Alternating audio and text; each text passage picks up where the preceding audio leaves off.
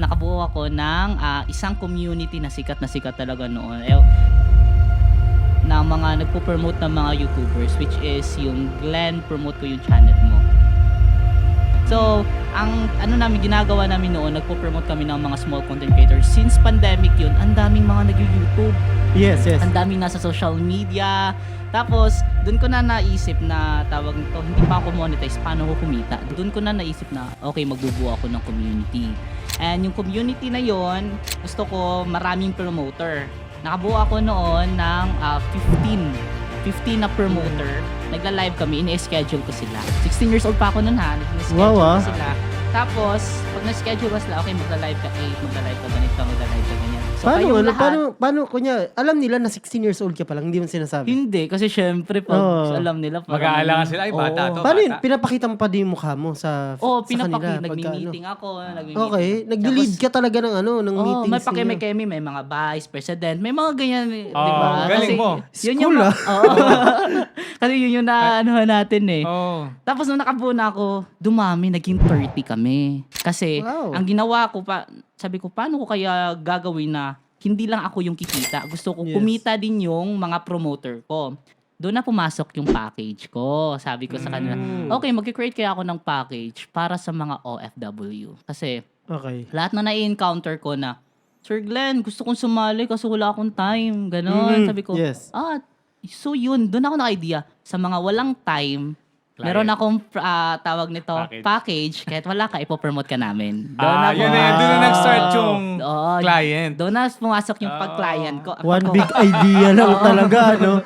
So you started with the OFW community? Oo, mga OFW yung mga target ko. Kasi sila yung mga walang time eh. At may pera. At may pera din. Then after nun, may mga sumasali na mga creator sa akin, mga small creator, gusto mag-YouTube. Ayun, pinopromote ko, nakaka 1K subscribers ako sa isang client sa isang araw. Wow! Pinapaikot namin yan always. Oo. Tsaka organic yun lahat. May mga comments, may mga views. Doon ko na naisipan na yung price ko na mababa pa lang kasi wala pa akong idea sa pricing. Then after nun, pinalago ko. Ganon, doon na pumasa, sabi ko, parang hindi na ako naging kontento dito, ganito na lang. Tapos kumikita na din yung mga promoter ko. Ganon. Kaya nagsistick na sila. Tapos, anong nangyari? Sabi ko, okay, i-upgrade ko yung promoter as manager. Doon na pumasok.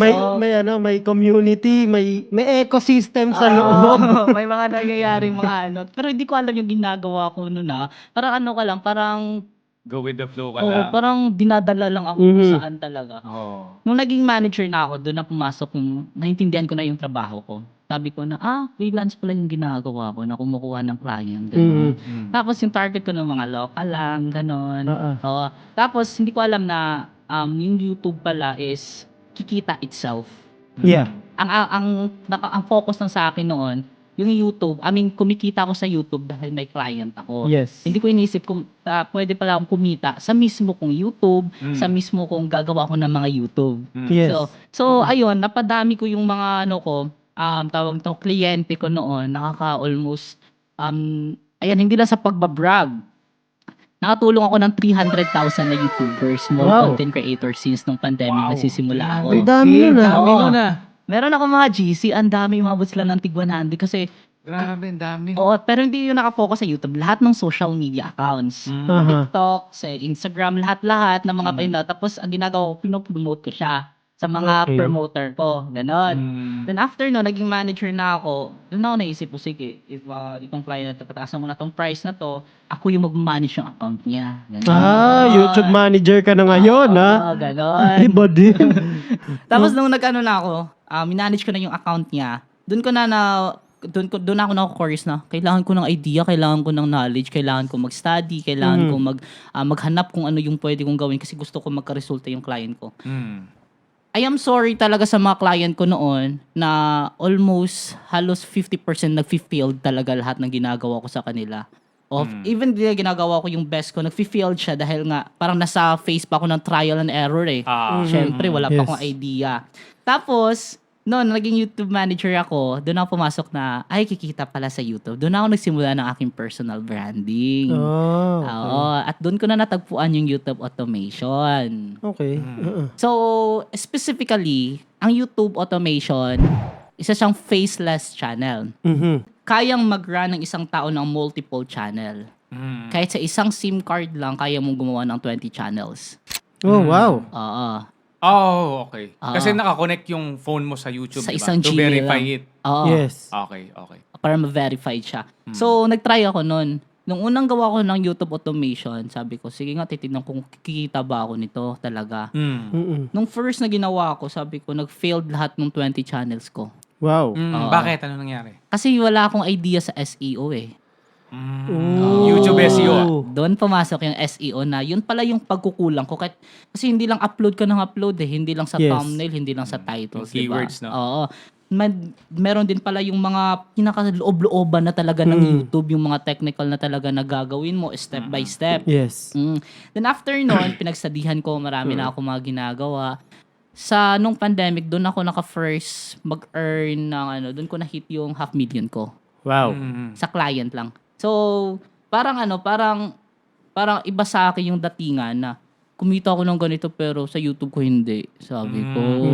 Doon ako na po nag-question. Gusto ko na at least man lang ma-prove ko din na yan, gusto kong kumita ng ganito kasi ayaw kong anuhin ako ng client ko. Diyos ko, wala nga ng ganito, diba? Napapayaman mo kumbaga yung clients mo. Tapos yung sarili mong YouTube. Yung pakita. Oo, ayaw. So, doon na nag-start build ulit ako ng 5 channel. Testing lang. Bumili ako ng SIM card, tapos tinesting ko lang yung cellphone ko. Ano pa yun eh. Hiniram-hiram ko lang yun eh. Wala pa talaga akong phone. Tapos, ayun, nag-start ako. Ginawa ko siya, nagsadihan ko yung SEO. Nagsadihan ko yung mga, tawag nito, ano yung mga strategy na ginagamit talaga when it comes sa YouTube. Then after nung nalaman ko na yung SEO, sa 5 na yan, may isang channel yung nag-boom. Yun yung Bible stories ko ngayon. Ay, may 1.5 million views. 2.5 2.5. million. Wow. And yeah, pinaprocess na din yung silver play button nun. Congrats. Grabe. Okay yun Oo. So yeah, yun yung yun yung parang mas pinadali ko na na journey, pero sa likod niyan, ang daming mga struggles eh. Ang daming mga paghihirap, lalo yung papa ko noon, ayaw na ayaw talaga mag-YouTube ko. Ayaw na ayaw talaga niya na mag-YouTube ako. Like, nagtatago ako nagtatago ako every time kasi ayaw niya. Nakailang track na ng phone ko noon eh. Kasi, kasi ayaw niya talaga sa akin, hindi kayayaman yan. Hindi ka magkaganito yan, wala kang mararating. Dapat ang gagawin mo, mag-aral ka. Ganon, di ba? Relate ako dyan. Kasi bakit father ka ginaganyan mo anak mo sa... Hindi, yung tatay ko. Ganon, ginaganon ka ng mo. Dati kasi ako electrical engineer. Pero ako naka-graduate na ako, nagtatrabaho na ako sa corporate. Nung nalaman nila na mag-freelance ako, galit na galit sila. Pero naintindihan naman natin kasi nga, yun yung kanila kaya nila. Yung pinanggan, boomers sila di ba? Oo, iba na kasi. Parang yun yung traditional na. Pero ngayon, wala naman silang, ngayon wala naman silang masabi sa akin. I'm sure sa'yo din. Kasi nakita nila na, meron ng result eh. Exactly. Yun lang din naman eh. Result lang parang inaano nila. Tama. Oo. So, yun. After nun, doon ako nakapag-start mag-handle ng multiple clients with my own. At, tawag ito, sa isang channel ko, doon ako kumita ng malaki. Wow. Oo, doon ako kumita ng malaki kasi sabi ko, yung client ko kumikita ng 2.2 million a month, 1.1 million a month. Dollars? Dollars yan? Peso? Oo. Ay, hindi, peso. Peso, Siya. Tinonvert na siya. That's $40,000. Oo. 30 to 40,000 US dollar. Doon ako 56 yung $56 yung pinaka, Doon ako nagulat, sabi ko, kikinta pala ako ng ganito din eh. Sakay pa lang gawin. Oo. Sana ginawa ko to.